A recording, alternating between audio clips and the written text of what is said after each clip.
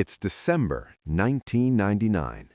A single email lands in Jeff Bezos' inbox at 2:47 a.m. The subject line reads, "We have 90 days left." Inside, his CFO delivers the news that will make or break everything. Amazon is burning through nearly $1 billion per year. The dot-com bubble is about to burst, and unless something changes dramatically in the next 3 months, the company that promised to sell everything to everyone will become nothing to no one. Just 5 years earlier, this same man was driving across America with a business plan scribbled on a napkin, convinced he could sell books online. Now, Wall Street analysts are calling Amazon Amazon.bomb. Investors are fleeing, and critics are celebrating what they believe will be the most spectacular failure of the Internet age. But here's what nobody knew. That desperate moment, that 90-day countdown to potential bankruptcy, wasn't Amazon's death sentence. It was the beginning of the most ruthless, calculating, and successful business transformation in modern history.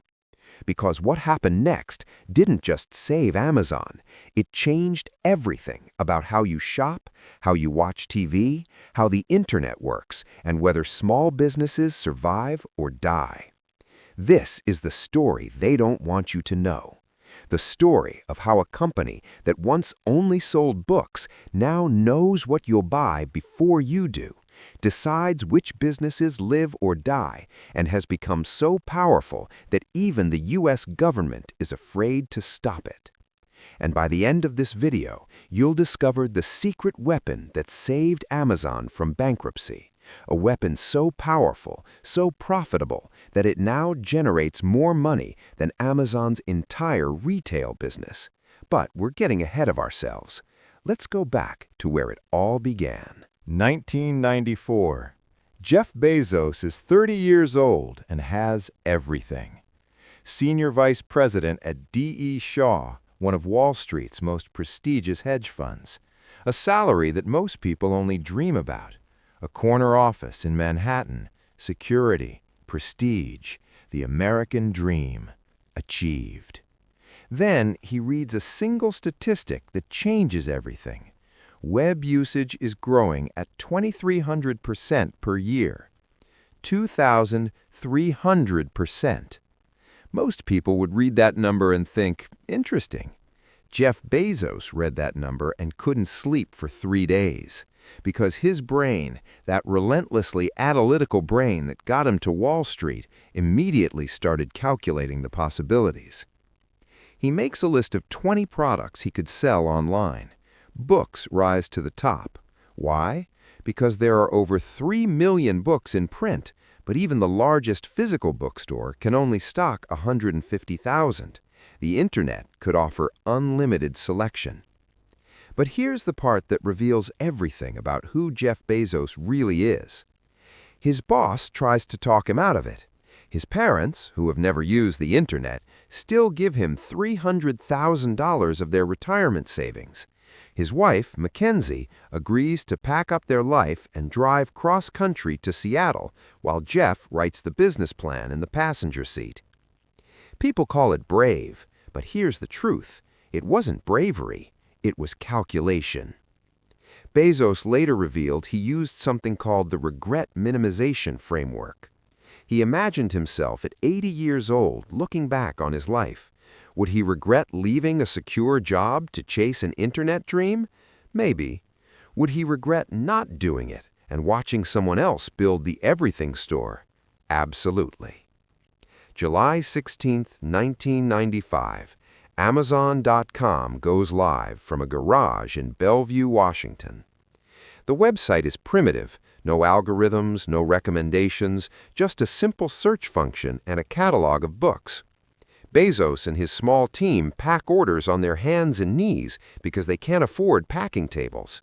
They use a bell, an actual bell, that rings every time someone places an order. First week, the bell never stops ringing. They ship books to people in 50 states and 45 countries. In the first month, Amazon sells $20,000 worth of books without spending a single dollar on advertising. Word of mouth explodes. By the end of year one, Amazon has sold to customers in all 50 states and 45 countries, generating $511,000 in revenue. Wall Street takes notice. In May 1997, just 2 years after launch, Amazon goes public at $18 per share. Bezos raises $54 million. He's now worth $60 million on paper. And this is where most entrepreneurs would celebrate, pop champagne, buy a yacht, enjoy success. But Jeff Bezos does something that terrifies everyone watching. He takes every single dollar, every penny of profit Amazon could make, and pours it into expansion. Not books anymore, everything. CDs, videos, electronics, toys. Get big fast becomes the company mantra. Grow at any cost, dominate at any price. Revenue explodes. 1997, $147 million. 1998, $610 million. 1999, $1.6 billion.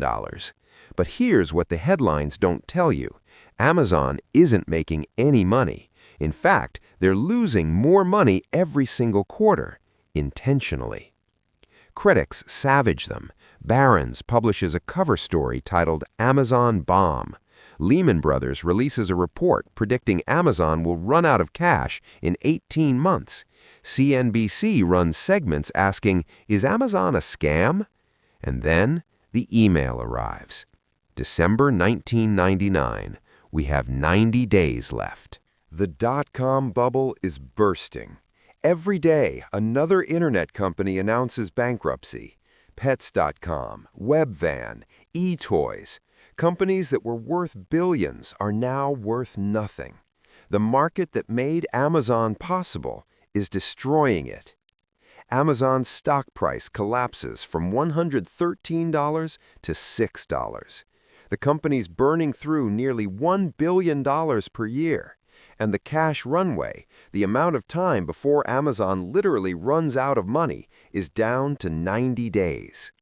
Bezos calls an emergency meeting. The options are brutal.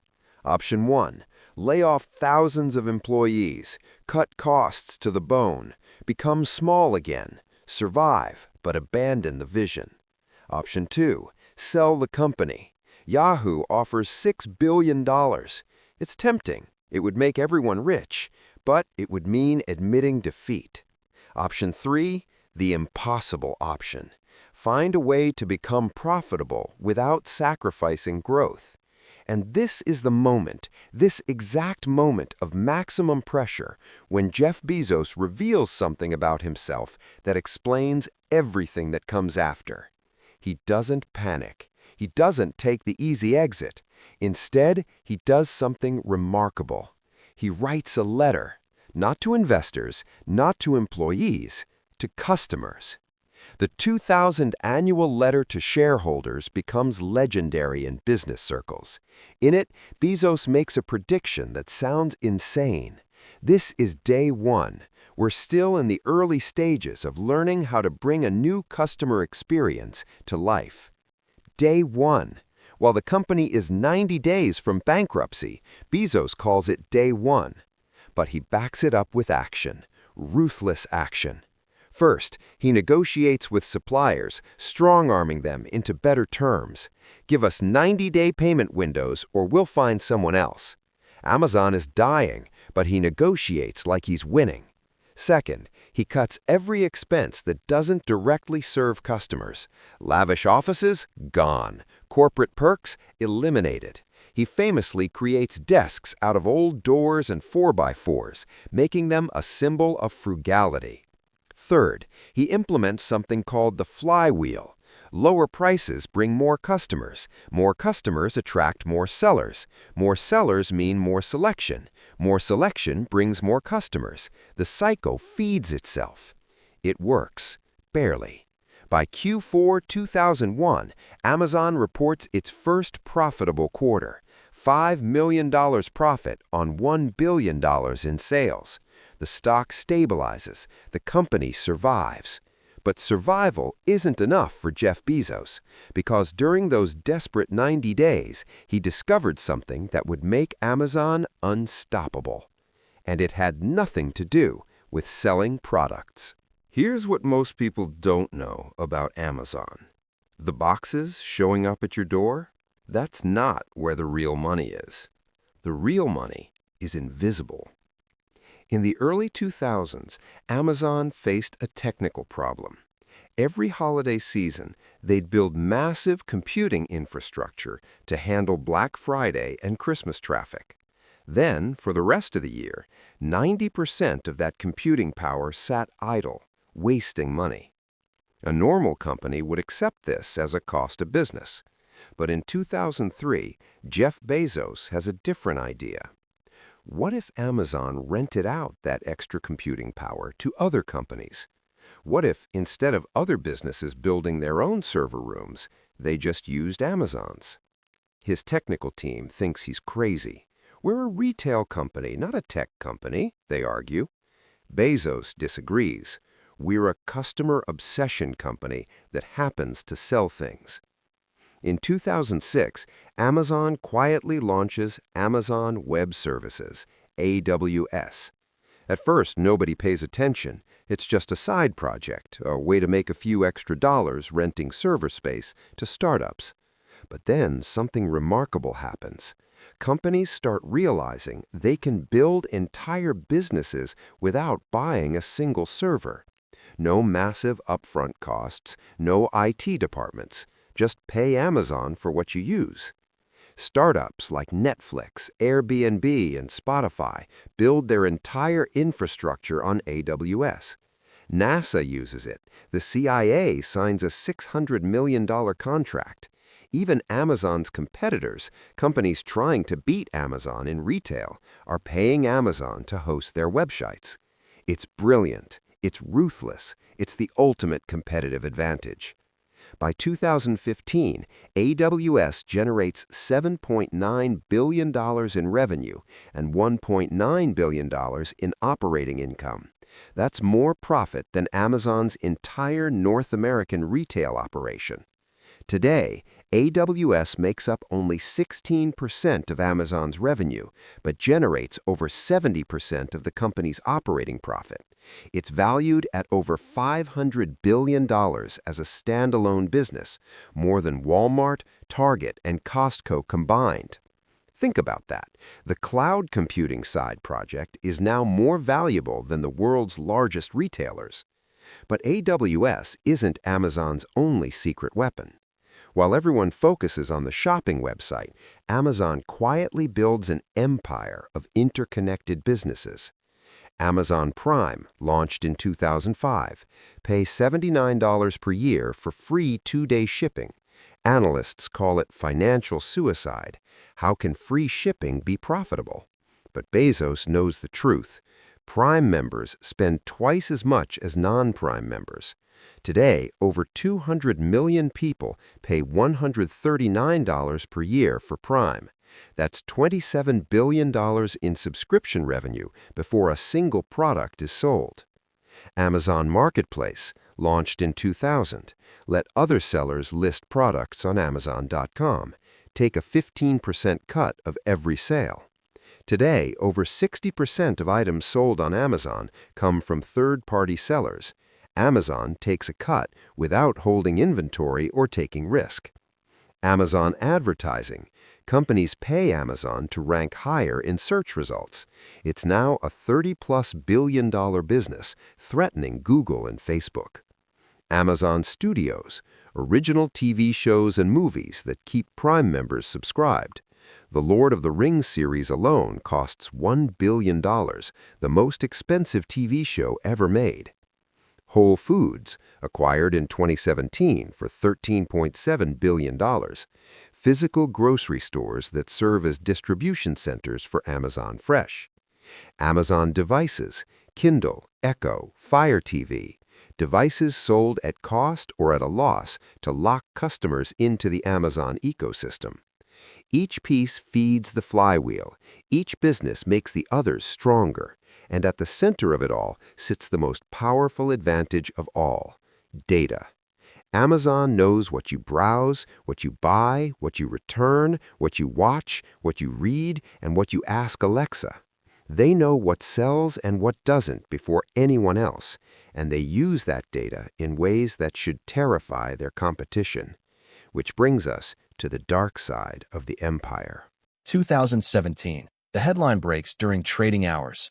Amazon to acquire Whole Foods for $13.7 billion. Within 15 minutes, the stock prices of every grocery chain in America collapse. Kroger drops 9%. SuperValue falls 14%. Walmart loses $11 billion in market value in a single afternoon. Not because Amazon bought Whole Foods. Because of what it signaled: no industry is safe. Amazon is coming for everything. And they're right to be terrified.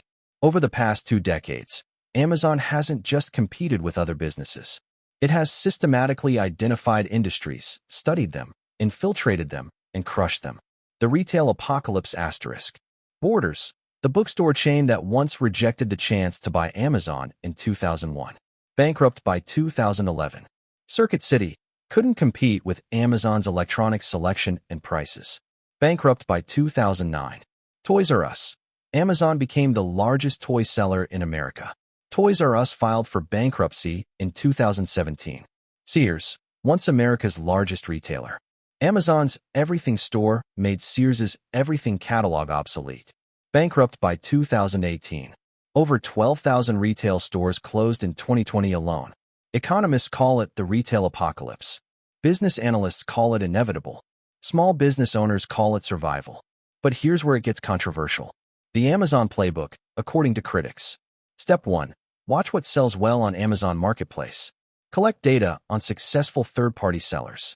Step 2. Identify the most profitable products. Step 3. Launch an Amazon Basics version at a lower price. Step 4.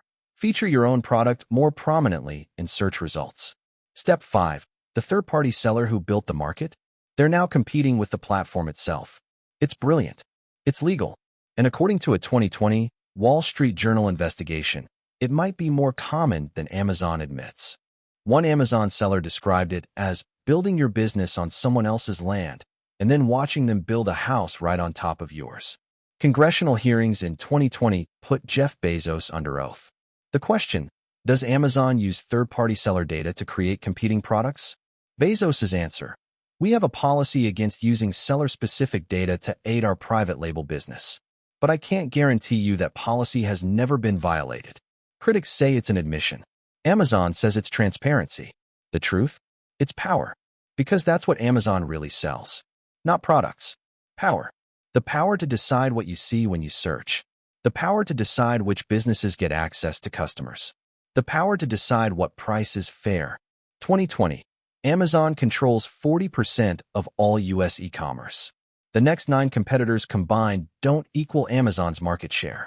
By 2023, Amazon's revenue hits $575 billion.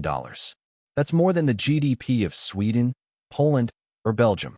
Jeff Bezos becomes the richest person in modern history, worth over $200 billion at his peak. That's more wealth than the bottom 50% of American households combined. And this is where public opinion starts to shift. October 2018. Emily, an Amazon warehouse worker in Pennsylvania, collapses during her shift. She's been walking 15 miles per day, picking items from shelves, racing against a digital tracker that monitors her every move. The tracker tells her exactly how many seconds she has to find each item. If she falls behind, the system flags her. Too many flags, and she's fired. Automated, efficient, brutal. Not her real name, representing composite accounts from workers. The stories start coming out. Workers urinating in bottles because bathroom breaks hurt their productivity scores. Ambulances called to warehouses regularly for workers who collapse from heat or exhaustion. Impossible quotas that require near-constant movement for 10 to 12-hour shifts. Wages starting at $15 an hour, better than minimum wage, but at what cost? Amazon's response? We provide a safe, modern work environment. We're proud to offer industry-leading pay and benefits. The truth exists somewhere in the complexity. Yes, Amazon pays better than many warehouse jobs. Yes, they've hired over 1.5 million people. But yes, the working conditions are grueling in ways that feel dystopian. But the warehouse controversies are just the beginning. The more powerful Amazon becomes, the more problems emerge. Tax avoidance. 2017, Amazon pays $0 in federal income tax on $5.6 billion in profit. 2018, Amazon pays $0 in federal income tax on $11.2 billion in profit. How? Completely legal tax credits, deductions, and strategies that small businesses can't access. Environmental impact. Amazon delivered 7 billion packages in 2021. Each package creates an average of 0.5 pounds of waste. That's 3.5 billion pounds of cardboard and plastic annually. Critics call it the convenience tax on the planet. Small business destruction. 2020 congressional testimony reveals Amazon has acquired data on successful products from third-party sellers.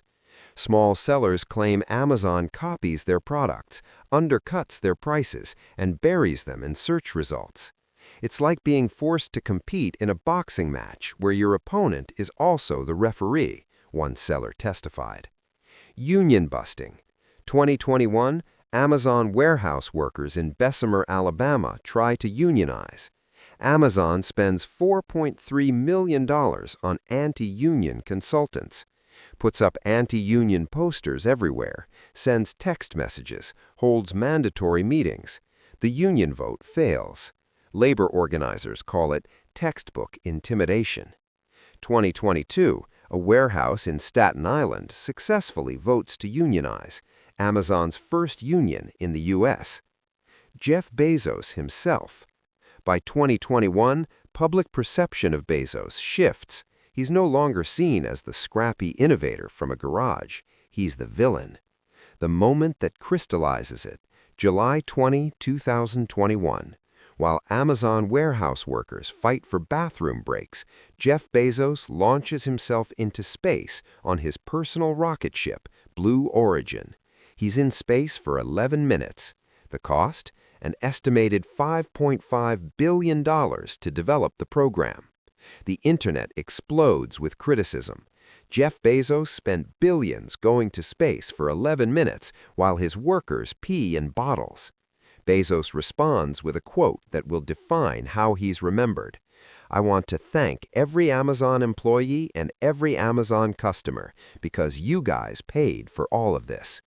He meant it as gratitude. It sounded admission. But here's what makes this story so complex and why Amazon is so hard to simply label as good or evil. During the COVID-19 pandemic, while small businesses shut down, Amazon hired 400,000 workers. They kept supply chains running when the world was falling apart. They delivered medicine to immunocompromised people who couldn't leave their homes. They provided a lifeline. One person's dystopian monopoly is another person's essential service. So, what's the truth? Is Amazon a miracle of modern capitalism or a cautionary tale about unchecked corporate power? Maybe it's both. February 2, 2021. Jeff Bezos announces he's stepping down as CEO of Amazon. After 27 years, the man who started selling books from his garage hands the keys to Andy Jassy, the former head of AWS. Bezos becomes executive chairman, focusing on new products and initiatives. Translation, he's going to space, buying newspapers, the Washington Post, and building his legacy beyond Amazon. But Amazon isn't slowing down. The future Amazon is building. Amazon Pharmacy, prescriptions delivered to your door using data to predict when you'll need refills. Amazon Healthcare, primary care clinics for employees that could expand nationwide, potentially disrupting a $4 trillion industry. Amazon Logistics. Amazon now delivers more packages than FedEx. They're building a shipping empire that could make them independent of UPS and USPS entirely. Project Kuiper. Amazon's plan to launch 3,236 satellites to provide global internet access, competing with Elon Musk's Starlink. Amazon Go stores. Cashierless stores where you walk in, take what you want, and walk out. Cameras and AI charge you automatically. The future of retail or the end of retail jobs? Amazon Everywhere. Alexa in your home, your car, your hotel room, your office. Always listening, always learning, always helping, or always surveilling. The question isn't whether Amazon will continue to grow, it's whether society will let them. The resistance is growing. Antitrust investigations in the US and EU examining whether Amazon has become too powerful. Senator Elizabeth Warren campaigns on breaking up big tech with Amazon as Exhibit A. Independent bookstores, retailers, and sellers organize campaigns like Shop Local to fight back.